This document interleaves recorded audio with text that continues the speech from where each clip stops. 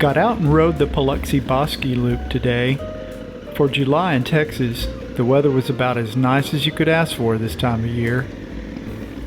I was originally going to go up north and ride with Josh Ruby and other North Texas Adventure members, but I just couldn't muster up the courage to ride 100 miles each way through the metro mess just to get to Gainesville where the loop started.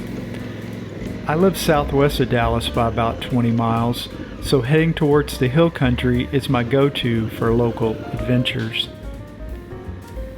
The Paluxy-Bosque Crossings Loop is a good mix of twisty tarmac, unpaved county roads, and depending on the time of year, 6 to 10 water crossings that can be dry or so deep you have to go around.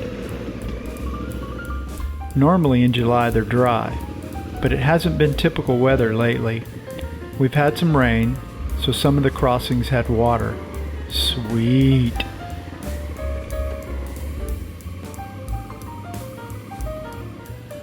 Walnut Springs, Iredell, and Glen Rose all have food and gas, so you can rest assured you can fuel up the bike or the body at multiple places along the route.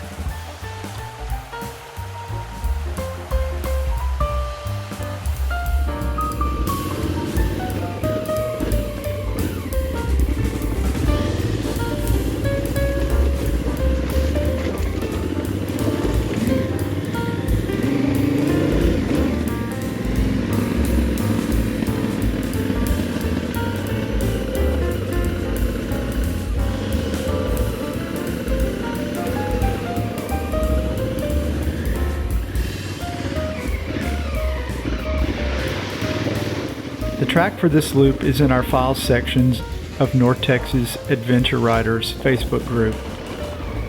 If you do it, be very cautious of the crossings. Some of the paved ones can be like riding on ice.